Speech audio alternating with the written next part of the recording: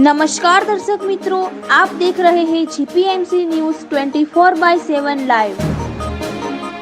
સ્થાનિક સ્વરાજ્યની ચૂંટણીઓ જાહેર થતા ટિકિટ ઇચ્છુકોનો નડિયાદ કમલમ ખાતે ઘસારો।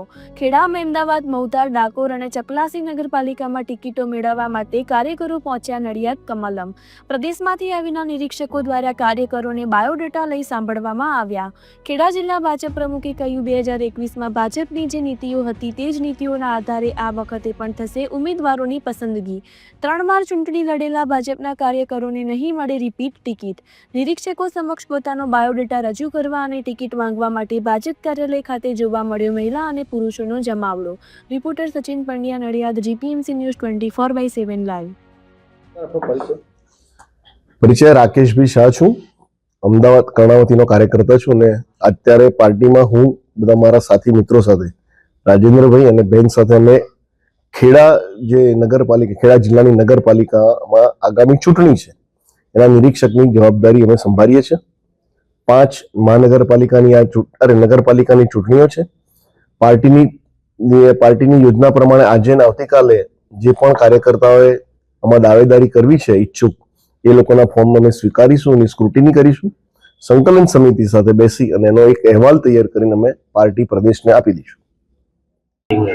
સૌપ્રથમ તો આજે ખેડા જિલ્લા ભાજપ કાર્યાલય પર ખેડા જિલ્લા અંતર્ગત 5 નગરપાલિકા, 2 તાલુકા પંચાયત, 2 તાલુકા પંચાયતની પેટા ચૂંટણી અને 2 નગરપાલિકાની પેટા ચૂંટણી માટે પ્રદેશ ભાજપ તરફથી નિરીક્ષકો આવી રહ્યા છે।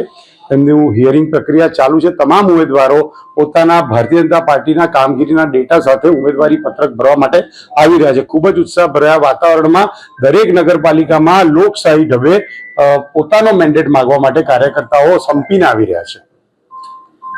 કેટલા લોકોએ અત્યાર સુધી ઉમેદવારી નોંધવા માટે માંગ કરી? હજુ હમણાં શરૂઆત થઈ છે, ખેડા નગરપાલિકાથી શરૂઆત થઈ છે। દરેક વોર્ડમાં 15 થી 20 લોકો એ ઉમેદવારી કરવા માટે આવી રહ્યા છે। ખેડા જિલ્લામાં કઈ નગરપાલિકાઓ, કઈ તાલુકા? ખેડા નગરપાલિકા, અમદાવાદ નગરપાલિકા, મૌધા નગરપાલિકા, ડાકોર નગરપાલિકા અને ચકલાસી નગરપાલિકામાં એ સામાન્ય ચૂંટણી છે।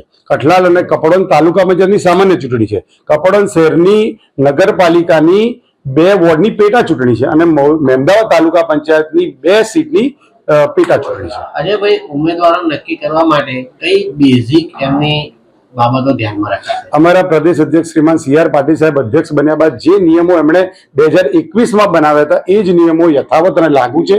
જેમાં પ્રથમ નિયમ છે કે ઉમેદવારની ઉંમર 60 વર્ષ કરતા ઓછી હોવી જોઈએ। 3 ટર્મ કરતા વધારે વખત એ જો નગરપાલિકા કે સ્થાનિક સ્વરાજમાં ચૂંટાયેલો હોય તો તેને ટિકિટ માટે દાવેદારી કરવાની રહેતી નથી।